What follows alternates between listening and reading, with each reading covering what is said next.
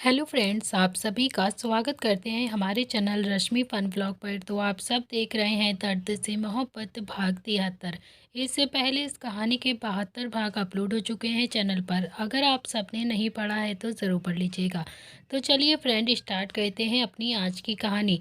रुद्र ने भी अपना एक हाथ दिखाकर किट्टू को अपने पास आने का इशारा किया और किट्टू भी बहुत ही मासूम बनकर उठकर रुद्र के पास चली गई। उसने किसी छोटे से बच्चे की तरह फोन रुद्र की तरफ बढ़ा दिया। रुद्र कुछ देर तक तो अब किट्टू को ऐसे ही देखता रहता है और फिर मन ही मन खुद से बोलता है कि इतना मासूम कोई कैसे हो सकता है। क्या सच में इतनी ही मासूम है ये? मैं ना कभी कभी कंफ्यूज भी हो जाता हूँ। अब देखते हैं आगे इस कहानी में क्या होता है। रुद्र ने भी किट्टू के हाथ से बहुत ही प्यार से मोबाइल लिया और फिर टेबल पर रख दिया। अगले ही पल उसकी कलाई पकड़ ली और फिर किट्टू जो थोड़ा सा सहम गई थी उसके ऐसे करने से उसने भी रुद्र की तरफ देखा और फिर रुद्र ने एक ही झटका मारकर किट्टू को अपनी गोद में बैठा लिया। किट्टू की आंखें तो हैरानी से फैल गई थी। उसे तो ऐसा लग रहा था कि जैसे उसे अभी के अभी हार्ट अटैक आ जाएगा और वो आंखें फाड़े बस रुद्र की तरफ ही देखे जा रही थी। रुद्र ने भी किट्टू के गाल पर हाथ रखा और फिर उसके सिर अपने सीने से लगा लिया और फिर बहुत ही प्यार से बोलता है कि किट्टू, हम एक नॉर्मल लाइफ नहीं जी सकते हैं क्या? एक अच्छे हस्बैंड वाइफ की तरह। तुम्हें ऐसा क्यों लगता है कि मैं तुम्हें हमेशा डराता रहता हूँ? मैं तुम्हें प्यार करता हूँ। पता नहीं इतना प्यार तुमसे कब हुआ मुझे, लेकिन हो गया है। बहुत प्यार करता हूँ मैं तुमसे, सच कह रहा हूँ किट्टू। ये सुनते ही किट्टू ने भी अपना सिर उठाकर रुद्र की तरफ देखा। रुद्र बहुत ही प्यार से अभी किट्टू की तरफ ही देख रहा था। किट्टू को इस वक्त बहुत ज्यादा घबराहट हो रही थी। रुद्र ने भी किट्टू के गाल पर हाथ लगाया और फिर धीरे धीरे उसके होंठों की ओर झुकने लगा। तो वहीं किट्टू ने भी अब जल्दी से अपनी आंखें बंद कर ली थी और फिर रुद्र किट्टू को किस कर पाता उससे पहले ही कैबिन का गेट एकदम से खुलता है। रुद्र ने कैबिन की गेट की तरफ देखा जहां पर अभी नील खड़ा हुआ था। नील एकदम से बोलता है कि भाई यार, मीटिंग है अभी, क्या तू ऐसे ही बैठा रहेगा? तो रुद्र ने भी किट्टू की तरफ देखा जो अभी भी उससे 4 फुट की दूरी पर खड़ी हुई थी और रुद्र की तरफ उसने मोबाइल बढ़ा रखा था। रुद्र को एक सेकंड के लिए तो विश्वास भी नहीं हुआ कि उसने अभी अभी इतना बुरा सपना देखा है या फिर इतना हसीन सपना जिसे वो जीना चाहता है। लेकिन अगले ही पल उसने भी थोड़ा सा विश्वास कर लिया कि वो सच में सपने में ही था। उसने किट्टू से मोबाइल लिया और फिर नील की तरफ देखकर कहा कि तुम चलो, मैं अभी आता हूँ। नील ने भी बस मुस्कुरा कर हाँ में अपनी गर्दन हिलाई और फिर किट्टू की तरफ देखकर कहा कि बच्चा, किसी से भी डरने की ज़रूरत नहीं है तुझे। कोई कुछ भी कहे ना, तो इनफैक्ट ये भी ना कुछ कहे तुझसे तो सीधा आकर मुझे बताना। किट्टू ने भी मुस्कुराकर हाँ में अपनी गर्दन हिला दी और फिर नील भी वहां से जल्दी से चला गया। रुद्र खुद में ही मुस्कुराकर किट्टू के मोबाइल को ऑन कर रहा था और फिर किट्टू जो चुपचाप से खड़ी हुई थी। मोबाइल ऑन करने के बाद रुद्र ने भी किट्टू के हाथ में मोबाइल रखते हुए बहुत ही प्यार से कहा कि तुम यहाँ पर आराम से बैठो और कुछ खाना होगा तो फिर ऑर्डर कर देना। कोई इमरजेंसी होगी तो कॉन्फ्रेंस रूम में आ जाना, मुझे मीटिंग के लिए जाना होगा। तुम यहाँ से कहीं जाना नहीं, कोई भी दिक्कत हो तुम मुझे कॉल कर सकती हो। किट्टू ने भी हाँ में अपनी गर्दन हिलाई और फिर रुद्र भी अपनी जगह से खड़ा हुआ। किट्टू ने भी रुद्र को निकलने की जगह दी और फिर रुद्र भी कैबिन से बाहर जाने लगा। हालांकि उसका मन बिल्कुल भी नहीं कर रहा था जाने का। वो किट्टू के साथ ही रहना चाहता था, उससे ढेर सारी बात करना चाहता था, उसके साथ टाइम बिताना चाहता था। लेकिन रुद्र किट्टू का रिश्ता अभी इतना आसान भी नहीं था जितना कि वो सोच रहा था। बहुत ही ज़्यादा कॉम्प्लिकेशन थी उन दोनों के ही रिश्ते में। रुद्र कैबिन से बाहर चला गया और वो 2 ही कदम चला था कि तभी उसने वापस मुड़कर अपने कैबिन का दरवाज़ा थोड़ा सा खोल कर देखा तो किट्टू सोफे पर आराम से बैठी हुई मोबाइल की स्क्रीन को स्क्रॉल कर रही थी। इस वक्त काफ़ी ज़्यादा खुश लग रही थी। रुद्र को थोड़ा तो अच्छा लगा। फिर उसने भी अब कैबिन का गेट धीरे से बंद किया और वहाँ से चला गया। करीब 1 घंटे के बाद किट्टू को थोड़ी थोड़ी सी भूख लगने लगती है। वैसे भी वो सुबह खाना खाकर नहीं आई थी और फिर किसी ने भी इस बात पर थोड़ा सा भी ध्यान नहीं दिया था कि किट्टू ने सुबह कुछ भी नहीं खाया है। वो खाली पेट ही ऑफिस के लिए निकल गई थी।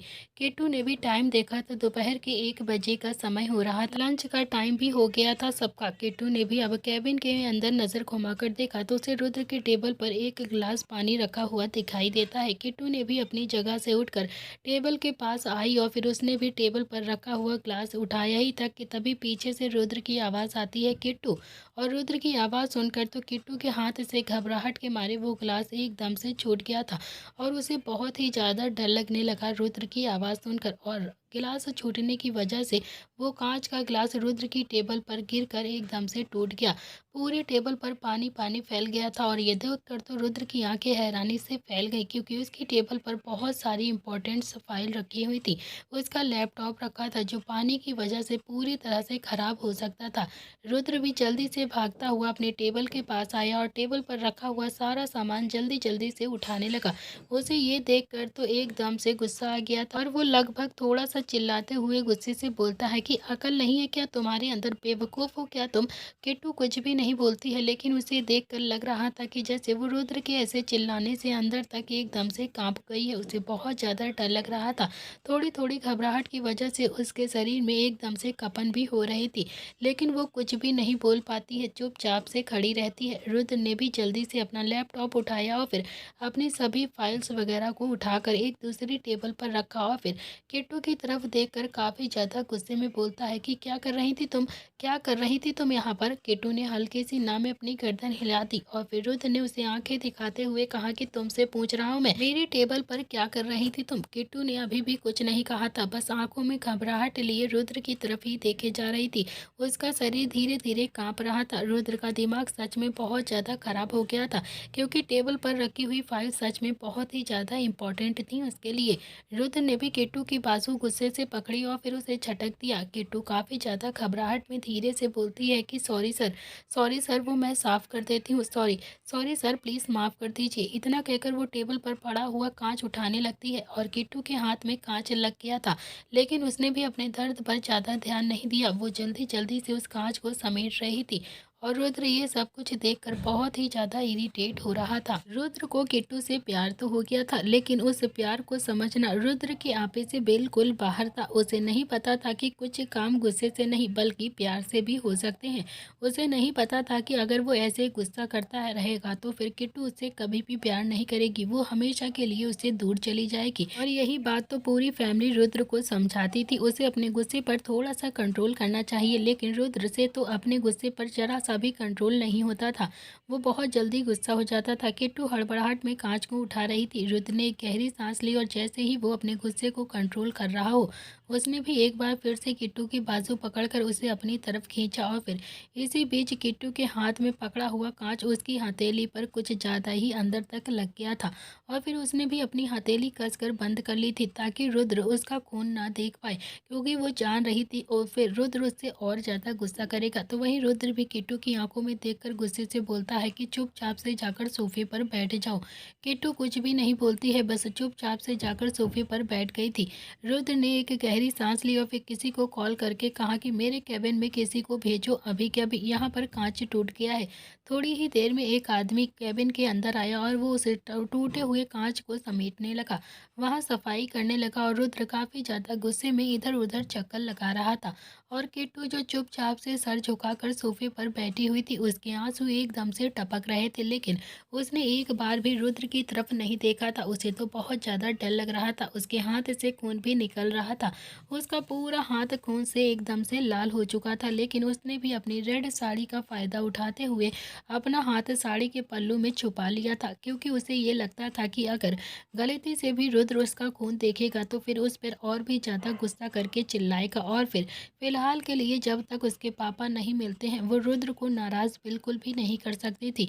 वो आदमी जो सफाई करने के लिए आया था वो सफाई करके वहाँ से चला गया, तो रुद्र भी कुछ देर तक ऐसे ही गुस्से में इधर उधर टहलता रहता है और फिर बिना कुछ कहे कैबिन से बाहर चला जाता है। जाते हुए उसने कैबिन का दरवाज़ा बहुत ही जोर से बंद किया, जिससे ये साफ पता चल रहा था कि रुद्र अभी भी काफ़ी ज़्यादा गुस्से में है। रुद्र सीधा कॉरिडोर में आकर खड़ा हो गया और अपने गुस्से को फिर से कंट्रोल करने की कोशिश करने लगता है, लेकिन उससे तो उसका गुस्सा बिल्कुल भी कंट्रोल ही नहीं हो रहा था। फिर वो तेज कदमों के साथ नील के कैबिन की तरफ बढ़ गया। वहीं किट्टू रुद्र के तेज गेट बंद करने की वजह से अब एकदम से और अंदर तक सहम गई थी, लेकिन फिर भी उसने थोड़ा सा हिम्मत दिखाया और फिर चुपचाप से उठकर सीधा वॉशरूम के अंदर चली गई। उसने सबसे पहले अपना हाथ धोया, लेकिन उसके हाथ से लगातार अभी भी खून निकल रहा था।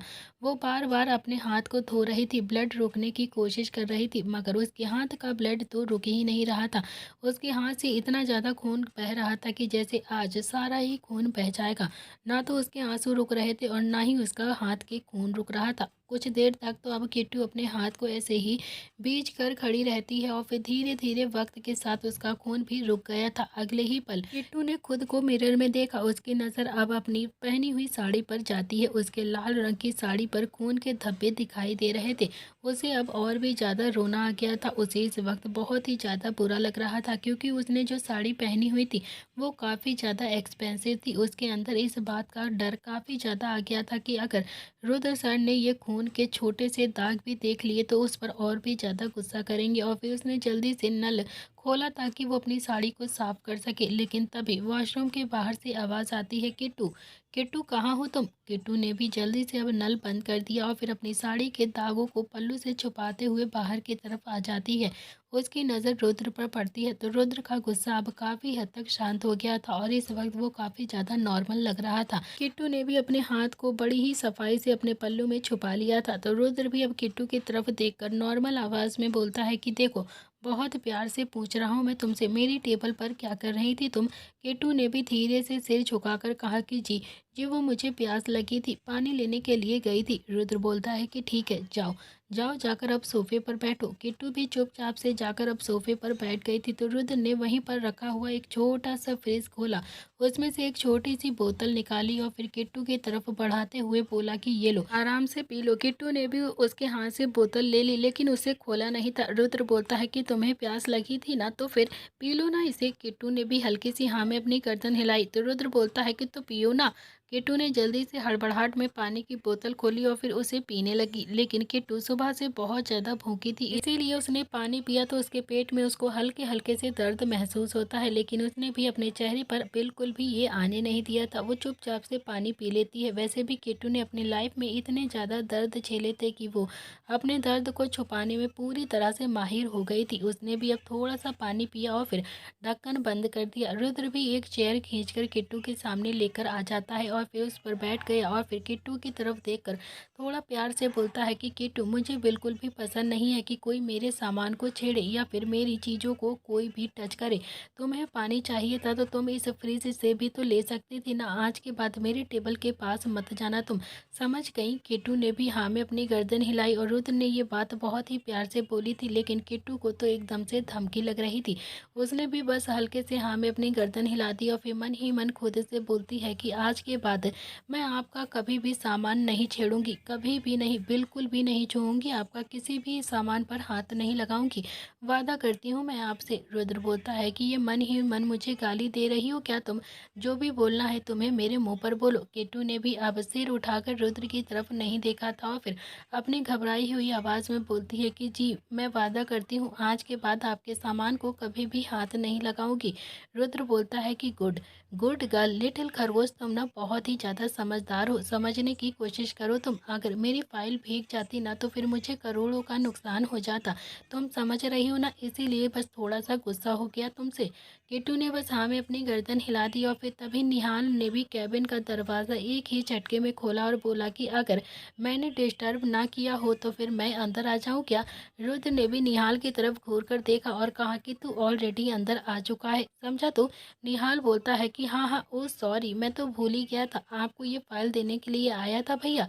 इतना कहकर उसने भी रुद्र की तरफ एक फाइल को बढ़ा दिया और फिर रुद्र ने भी वो फाइल ले ली और फिर निहाल की तरफ देखकर कहा कि अच्छा, लंच टाइम ख़त्म हो गया, केटू को लेकर घर चला जा। ओके। निहाल बोलता है कि लंच टाइम ख़त्म हो गया है लेकिन हमने तो लंच किया ही नहीं है।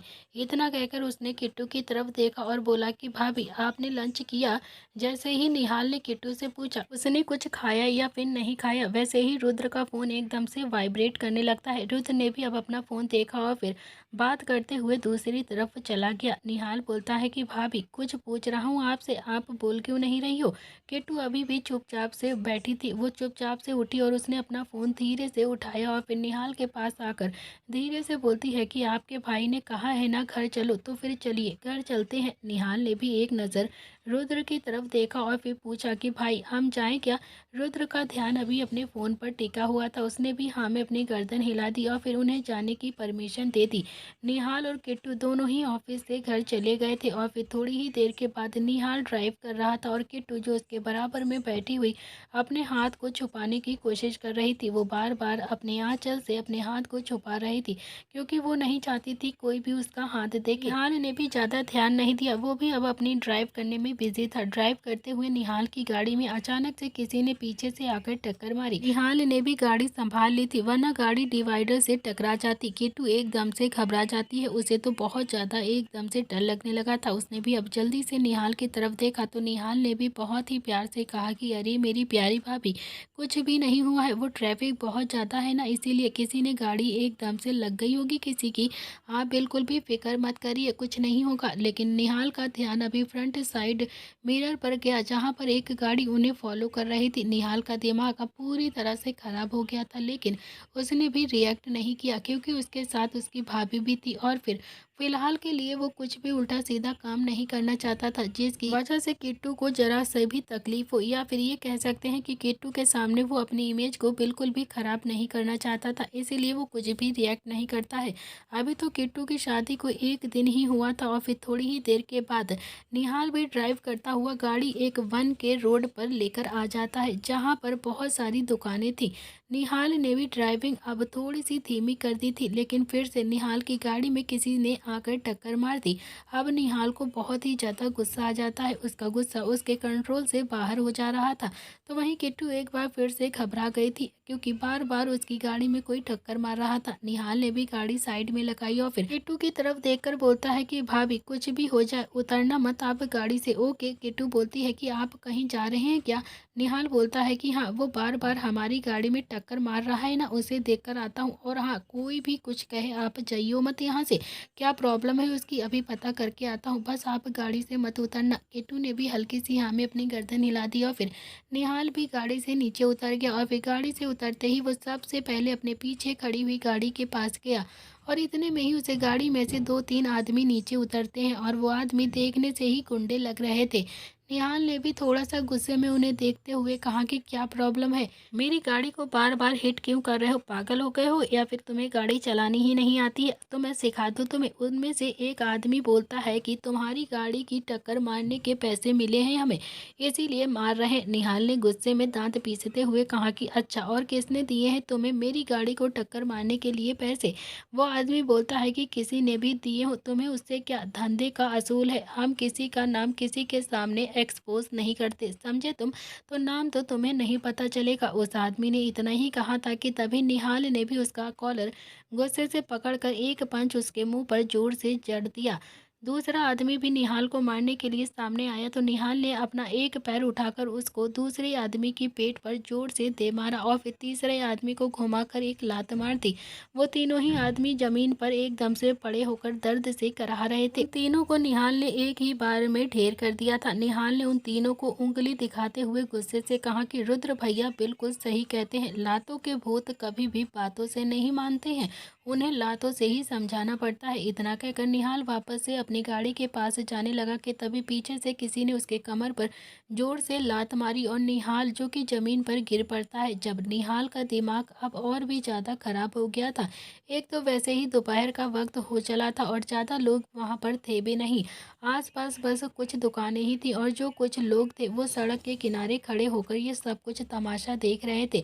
निहाल काफ़ी ज़्यादा गुस्से से उठता है और फिर उठते ही उसने उस आदमी के मुंह पर जोरदार पंच मारा और देखते ही देखते उन सब में लड़ाई शुरू हो गई। वो सब आपस में ही लड़ने लगते हैं। अब निहाल पीछे हटने वाला बिल्कुल नहीं था, उसने भी एक आदमी को उठाकर वहीं पर जोर से पटक दिया और फिर दूसरे आदमी की गर्दन पर वार किया। जब उन आदमियों को लगने लगा कि वो निहाल को नहीं मार सकते, निहाल अकेला ही उन सब पर भारी है, इसीलिए वो भी वहां से जल्दी जल्दी से भागने लगे। अब निहाल भी उन लोगों को छोड़ने वाला नहीं था, निहाल भी उनके पीछे पीछे भागने लगता है उन्हें मारने के लिए।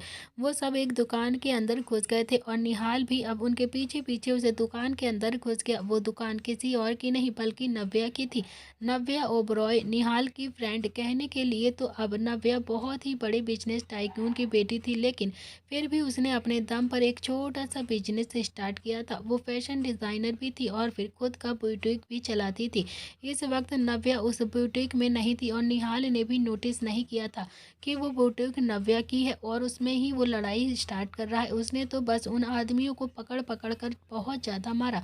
वहाँ काम करने वाले सभी एम्प्लॉयज़ डर के मारे इधर उधर भाग रहे थे। सबको बहुत ज़्यादा डर लगने लगता है और पूरी दुकान एकदम से कूड़ा खाना बन गई थी। कोई चुपचाप एक कोने में खड़ा हुआ था, तो कोई टेबल के नीचे था, कोई अलमारी के पीछे, तो कोई बाहर निकल आया था। निहाल उन तीनों को बहुत ही गुस्से से मार रहा था। निहाल ने भी अब एक आदमी का कॉलर पकड़ा और फिर उसे मारते हुए गुस्से से कहा कि साले, एक तो इतनी गर्मी हो रही है, 54 डिग्री की टेम्परेचर हो रही है और फिर ऊपर से तू गाड़ी में टक्कर मार रहा है। मेरा दिमाग खराब करेगा तू। तुझे तो आज मैं इतना मारूंगा ना, तेरी शकल बिगाड़ दूंगा। जिस गाड़ी को टक्कर मार रहा है ना, वो कौन है तुझे पता भी है? निहाल प्रताप सिंह नाम है मेरा। मुंह तोड़ दूंगा तेरा तो दुनिया का कोई डॉक्टर भी नहीं जोड़ पाएगा तेरा मुंह, समझा तू? इतना कहकर निहाल ने फिर से उस आदमी के मुंह पर जोर से एक मुक्का मारा। इतने में ही दूसरी आदमी जो कि भागने की कोशिश कर रहा था, निहाल ने भी भागकर उसका पीछे से कॉलर पकड़ लिया और फिर अगले ही पल उसे दीवार से दे मारा और फिर उसके पेट से जोर से लात बरसानी शुरू कर दी। वो बोलता है कि साले, आराम से पूछा था ना मैंने तुझसे कि कौन है वो, बता दे उसका नाम। आदमी जो मुझे हिट करवाने की कोशिश कर रहा है, लेकिन तूने बोला ना कि तू नहीं बताएगा, तो फिर क्या करेगा? अब धंधे का उसूल है तो फिर अब देख तेरा धंधा तेरे मुंह से और तेरे पेट से कैसे निकलवाता हूँ मैं। इतना कहकर निहाल ने भी उस पर और ज़्यादा मारना शुरू किया। इतना मारा कि वो अधमरा होकर जमीन पर गिर पड़ा। निहाल ने भी आसपास नजरें घुमाई तो एक तीसरा आदमी रह गया था, जो कि अभी एक बुत के पीछे छुपा हुआ था। निहाल सीधा गया और फिर उसने उस बुट को सामने से हटाया और अगले ही पल उस आदमी का गला पकड़कर दीवार में 2-3 बार जोर से मारा और फिर वो आदमी भी जमीन पर गिर पड़ा। तीनों ही आदमी पूरी तरह से घायल हो चुके थे। निहाल ने भी आसपास नजर घुमाकर देखा तो वो पूरा बुटीक तहस नहस हो चुका था। सारी चीजें टूट फूट चुकी थी। निहाल ने अभी भी ध्यान नहीं दिया था कि वो नव्या का ही बुटीक है, बल्कि उसने अपना सर खुजाकर कहा कि अबे यार, ये किसकी दुकान थी जो इतनी ज़्यादा तहस नहस हो गई है? अब क्या करूँ मैं? वो सोच ही रहा था कि तभी उसने अपने बाजू पर किसी का हाथ महसूस किया। निहाल ने भी हल्का सा पलटकर अपनी गर्दन घुमाकर देखा तो वहां पर किट्टू खड़ी हुई थी। किट्टू थोड़ा सा डरते हुए बोलती है कि भैया, ये आपने क्या किया? निहाल बोलता है कि अरे कुछ भी नहीं किया है भाभी मैंने, ये तो मैं रोज ही करता हूँ। इतना कहकर उसने भी अपनी आंखें कसकर बंद कर ली और फिर अपनी सफाई देते हुए बोलता है कि अरे वो मेरे कहने का मतलब है भाभी कि ये गुंडे थे ना, हमारी गाड़ी को टक्कर मार रहे थे ना। अगर मैं इन्हें नहीं पीटता तो फिर ये किसी और की गाड़ी को ऐसे ही टक्कर मारते। मैं तो मांझा हुआ ड्राइवर हूँ ना, तो इसीलिए गाड़ी को संभाल लिया। अगर कोई और होता ना तो अपनी गाड़ी को नहीं संभाल पाता और फिर उसका तो एक्सीडेंट हो जाता या फिर उसकी मौत हो जाती या फिर उसकी गाड़ी तो किसी ट्रक के नीचे भी आ सकती और एक पूरी हंसती खेलती फैमिली किसी की तबाह हो सकती थी। इसीलिए मैंने इन सबको रोकते हुए यहाँ पर ही इन गुंडों को पीट दिया है। अरे आप कुछ भी नहीं समझेंगी भाभी। निहाल भी अब अपने दिल में ही एकदम से बोले जा रहा था और तभी किट्टू घबराते हुए बोलती है कि बस बस, अब चलिए यहाँ से आप। इतना कहकर उसने भी निहाल की बाजू पकड़ी और फिर उसे खींचता हुआ बुटीक से बाहर लेकर आ जाती है। तो वहीं निहाल ने एक बार पलटकर बुटीक की तरफ देखा, लेकिन अभी भी वो पहचान नहीं पाया था कि वो नव्या का ही बुटीक है और अब उसे ये भी नहीं पता था कि नव्या उसके साथ क्या करने वाली है। वो तो उसकी जान ही ले लेगी अगर उसे पता चला। वैसे भी नव्या ने निहाल के पापा से ही तो फाइनेंशियली हेल्प लेकर उस बुटीक को चलाया था और फिर निहाल ने तो पूरा बुटीक का कबाड़ा कर दिया था। तो किट्टू भी अब निहाल को खींचते हुए सीधे अपने कार तक लेकर आ गई थी। निहाल भी ड्राइविंग सीट पर बैठा और फिर किट्टू उसके बराबर में आकर बैठ गई और थोड़ी ही देर में निहाल ने ड्राइविंग शुरू कर दी। आधे घंटे के बाद निहाल ने गाड़ी प्रताप हाउस के बाहर आकर रोकी। किट्टू गाड़ी से उतरने लगती है तो निहाल बोलता है कि ओ भाभी, प्लीज़ प्लीज़ किसी को भी मत बताना आज मैंने जो कुछ भी किया है, प्लीज़ भाभी। तो काफ़ी हैरानी से निहाल की तरफ देख रही थी। फिर वो धीरे से बोलती है कि भला मैं किसे बताऊंगी? निहाल बोलता है कि अपने पति को, और किसी अपने पति को तो बिल्कुल भी मत बता देना आप, प्लीज़ प्लीज़, समझ रही हो ना भाभी आप? किट्टू ने भी हल्के से हाँ में अपनी गर्दन हिलाई और फिर गाड़ी से उतर गई और फिर सीधा जल्दी जल्दी तेज कदमों से होते हुए घर के अंदर आ गई। उसने देखा तो संध्या भी किचन में खड़ी होकर काम कर रही थी। तो किट्टू भी अब संध्या के पास गई और फिर धीरे से घबराती हुई आवाज में बोलती है कि माँ। किट्टू ने जैसे ही माँ कहा, संध्या ने पलट कर किट्टू की तरफ देखा और फिर बहुत ही प्यार से बोलती है कि तुम्हारी माँ से माँ सुनना बहुत ज़्यादा अच्छा लगता है, तो मुझे माँ ही कहा करो। ओके, किट्टू बोलती है कि जी माँ। एक बात पूछूं? तो संध्या खाना बनाते हुए बोलती है कि हाँ पूछो ना, क्या पूछना है? किट्टू बोलती है कि माँ, ये जो साड़ी मैंने पहनी हुई है ना, ये बहुत ज़्यादा महंगी है। संध्या ने किट्टू की तरफ देखकर हैरानी से पूछा कि क्या हुआ है तुम्हें? किट्टू ने एक छोटी सी मुस्कुराहट के साथ कहा कि नहीं, कुछ भी नहीं। बताइए ना माँ, क्या ये बहुत ज़्यादा महंगी है ना? संध्या बोलती है कि महंगी हो या फिर सस्ती है, ये सब कुछ छोड़ो, तुम्हें पसंद नहीं है क्या? किट्टू बोलती है कि नहीं माँ, ऐसी बात नहीं है, मुझे बहुत ज़्यादा पसंद है, बहुत ज़्यादा, इसीलिए ही तो पूछ रही हूँ आपसे। बताइए ना, ये क्या बहुत ज़्यादा महंगी है साड़ी? संध्या ने अब थोड़ा सा गैस से अपना ध्यान हटाया और फिर किट्टू की तरफ देखकर बहुत ही प्यार से बोलती है कि तुम सीधा सीधा पूछो ना, क्या पूछना चाहती हो तुम? किट्टू की आंखें अब हल्की हल्की सी नम हो गई थी। उसे इस वक्त बहुत ज़्यादा घबराहट भी हो रही थी। उसे अंदर ही अंदर ऐसा लग रहा था कि जैसे ब्लड लगने की वजह से साड़ी खराब हो सकती है, और वो बड़ी ही मुश्किल से अपने हाथ को अपनी साड़ी पर लगे हुए खून के धब्बों को छुपाने की कोशिश भी कर रही थी। उसे बहुत ज़्यादा डर लग रहा था। इतने में ही संध्या फिर से बोलती है कि अरे कुछ पूछ रही हूँ तुमसे किट्टू, बताओ मुझे क्या बात है? किट्टू बोलती है कि बस यही पूछना था कि क्या ये साड़ी हाथ से धो सकते हैं क्या? ये सुनते ही संध्या ने हंसकर कहा कि तुम्हें साड़ी धोनी है क्या? किट्टू बोलती है कि नहीं, वो मैंने बाथरूम में इसका थोड़ा सा कोना धो दिया था ना, इसीलिए। साड़ी खराब तो नहीं होगी? संध्या बोलती है कि अरे नहीं नहीं, इसे हाथ से धो सकते हैं, साड़ी खराब थोड़ी ना होगी। किट्टू अब जाकर थोड़ी सी राहत में आ गई थी। वो बोलती है कि बस यही पूछना था माँ मुझे। संध्या ने कहा कि अच्छा ठीक है, अब जाओ, जाकर आराम कर लो तुम। किट्टू ने भी हाँ में अपनी गर्दन हिलाई और फिर चुपचाप से किचन से निकलकर तेज कदमों से सीढ़ियों से होते हुए अपने कमरे के अंदर आ गई थी। वो अपने कमरे में आकर उसने सबसे पहले राहत की सांस ली और फिर सबसे पहले अपने हाथ को देखा, जिस पर अभी खून रुक गया था, लेकिन फिर भी स्क्रैच पड़ चुके थे। स्क्रैच साफ दिखाई दे रहे थे। किट्टू भी अब अपने दर्द की बिल्कुल भी नहीं सोच रही थी। उसे तो सबसे ज़्यादा इस बात की टेंशन हो रही थी कि कहीं साड़ी ना खराब हो जाए, क्योंकि किट्टू के बजट से तो ये साड़ी सच में बहुत ही ज़्यादा ऊपर थी। उसके साथ ही ये सब कुछ क्या हो रहा था उसे खुद भी नहीं पता था। अपने साथ होने दे रही थी बस। उसने भी रुद्र पर थोड़ा सा विश्वास किया था, शायद रुद्र ही है जो उसके पापा को ढूंढ सकता है और फिर उसकी माँ का पागलपन ठीक हो सकता है। किट्टू सबसे पहले क्लोजेट की ओर गई और फिर वहां से चेंज करके बाहर आई और फिर उसके हाथ में इस वक्त साड़ी थी, जिसे लेकर वो सीधा बाथरूम के अंदर चली जाती है। किट्टू साड़ी को हाथ से धोने लगती है और हाथ से धोते वक्त उसके हाथ में बहुत ज़्यादा जलन हो रही थी। वो बार बार अपने हाथ को सादे पानी में डाल देती ताकि सादे पानी की वजह से उसे ज़्यादा जलन ना हो। ऐसे ही ना जाने कितनी बार उसने अपने हाथों को सादे पानी में डाला था और फिर कितनी बार उसे हाथ से साड़ी भी धोई थी। और फिर साड़ी धोने के बाद उसने भी साड़ी को टंकी पर टांग दी ताकि वो अच्छे से निचोड़ जाए और उसका सारा पानी वहीं बाथरूम में ही निकल जाए। किट्टू तो बहुत ही ज़्यादा गरीब परिवार से थी। उसे क्या ही पता था कि अलमारी के घर में कपड़े कैसे धुलते हैं। उसने तो बाथ टब में अपनी साड़ी जल्दी से धो दी थी और अब उसे ये नहीं पता था कि बाथ टब का पानी निकालना कैसे है। बाथ टब में हल्का हल्का सा लाल रंग का पानी दिखाई दे रहा था, क्योंकि खून साड़ी से छूटकर पानी में मिक्स हो गया था, जिस वजह से वो अब लाल दिखाई दे रहा था। किट्टू जब बाथरूम में पहुंचती है तो बाथरूम में ना तो बाल्टी थी और ना ही मग्गा था। उसने तो बस बाल्टी के कपड़े धोने की आदत थी उसे, लेकिन वहां पर ऐसा कुछ भी नहीं था जिससे वो अपनी साड़ी को धो सके। बहुत देर तक तो वो उस बड़े से बाथ टब में कपड़े धोने के लिए बाल्टी इधर उधर देखती रहती है। उसे जब कुछ भी समझ में नहीं आ रहा था कि वो अपनी साड़ी को कैसे धोए। फिर उसने भी अपनी साड़ी को टंकी के नीचे रखा और फिर गीला कर लिया, लेकिन फिर उसे समझ में नहीं आ रहा था कि वो साड़ी पर सर्फ कैसे लगाए। आखिरकार उसने तो अपनी साड़ी बाथ टब में डाल दी थी और फिर पानी ऑन कर दिया था। थोड़ी ही देर में जब बाथ टब थोड़ा सा भर गया था तो उसने भी पानी बंद कर दिया और फिर अपनी साड़ी को उसी में ही धो दिया। साड़ी धोने के बाद किट्टू ने साड़ी टंकी पर टांग दी थी, लेकिन उसे ये नहीं पता था कि बाथ टब से पानी बाहर कैसे आएगा। वो यही सोच में कब से खड़ी होकर बस इधर उधर देख रही थी कि कहीं से पानी निकालने की जुगाड़ मिल जाए। कुछ देर तक तो किट्टू उस बाथ टब को देखती रहती है, फिर जल्दी से कमरे के अंदर आई। वहाँ पर एक पानी का गिलास रखा हुआ था। किट्टू उस पानी के गिलास को लेकर सीधा बाथरूम के अंदर गई और फिर उस छोटे से गिलास से बाथ टब का पानी निकालने लगी। लेकिन अब उसके पास कोई भी दूसरा ऑप्शन भी तो नहीं था। उसे पता ही नहीं था कि कौन सा बटन प्रेस करने से बाथ टब खाली हो जाएगा।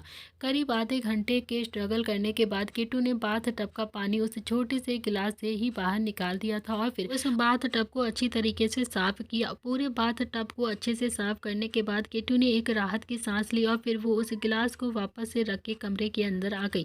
ये सब कुछ करते हुए किट्टू पूरी तरीके से गीली हो गई थी और एक बार फिर किट्टू फ्रेश हुई और फिर वापस से आकर सोफे पर बैठ गई।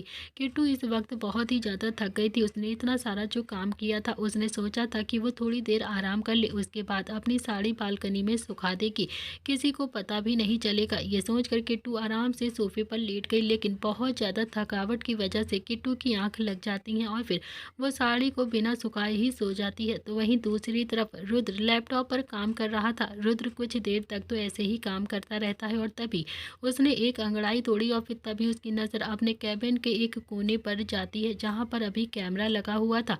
रुद्र ने उसे कैमरे को देखा और फिर लैपटॉप पर अपनी उंगली चलाने लगा। शायद अब उस कैमरे को वो डीएक्टिवेट करना चाहता था। वैसे भी किट्टू के दिल की बात उसे नहीं पता थी, लेकिन उसे अपने दिल की बात तो पता ही चल गई थी। वो किट्टू के साथ अपने कैबिन में टाइम भी स्पेंड करना चाहता था। वो उसके साथ हर चीज़ करना चाहती थी और फिर इसी चीज़ को वो रिकॉर्ड तो कर नहीं सकता था। इसीलिए वो सोच रहा था कि वो अब इस कैमरे को अपने कैबिन से हटा देगा।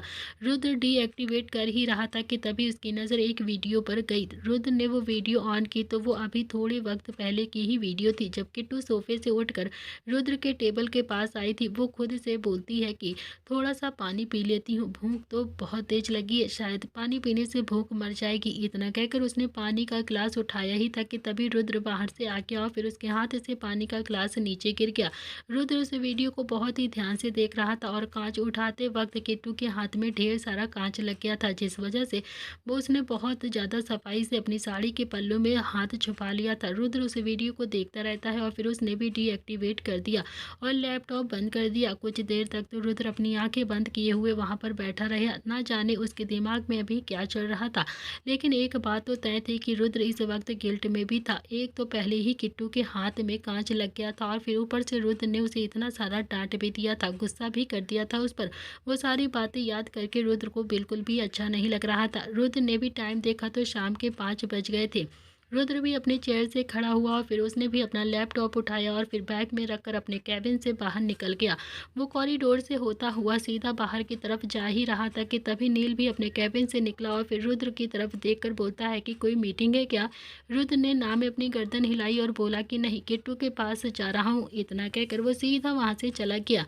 उसने भी नील को पलट कर नहीं देखा था, तो वहीं नील उसके चेहरे पर तो एक मीठी सी मुस्कुराहट आ गई थी। खुद से ही मुस्कुरा कर बोलता है कि लगता है मौसम का मिजाज बदल रहा है। तो वहीं दूसरी तरफ रुद्र ड्राइव कर रहा था। रुद्र का चेहरा ही बता रहा था कि वो इस वक्त बिल्कुल भी खुश नहीं है। उसे अंदर ही अंदर बहुत ज़्यादा गिल्ट है किसी बात का, जबकि एक दिन पहले वो किट्टू से शादी करने के लिए बहुत ही ज़्यादा एक्साइटेड था और अब उसे कुछ भी नहीं अच्छा लग रहा था। उसे ऐसा लग रहा था कि जैसे उसने किट्टू को अपने गुस्से में कैद कर लिया है पूरी तरह से। किट्टू ना उसे अपने दिल की बात बताती है और ना ही उससे खुलकर बात करती है और ना ही कोई हक जनाती है उस पर। रुद्र ये बात भी समझ रहा था और अभी शादी को एक ही दिन हुआ है, भला किट्टू इतनी जल्दी उसके साथ कैसे तालमेल बिठा सकती थी। मगर फिर भी रुद्र खुद से कोशिश भी तो नहीं कर रहा था उसके साथ तालमेल बैठाने की। यही सब सोचते हुए रुद्र ने गाड़ी प्रताप हाउस के गार्डन में आकर रोकी। रुद्र जब गाड़ी से बाहर नीचे उतरा तो संध्या और निहाल दोनों ही गार्डन में बैठे हुए शाम की चाय पी रहे थे। निहाल ने जैसे ही रुद्र को देखा, उसने भी अब संध्या के कान में धीरे से कहा कि माँ, ये तो एकदम से चमत्कार ही हो गया। भैया 10 बजे से पहले नहीं आते हैं और आज देखो ना, बजे ही आ गए हैं। क्या बात है, मैं सपना तो नहीं देख रहा हूँ ना। संध्या ने भी निहाल की बाजू पर हल्का सा मारा और बोली कि चुप रहे तू, कल ही तो शादी हुई है ना, कहीं घूमने भी तो नहीं गए ये दोनों।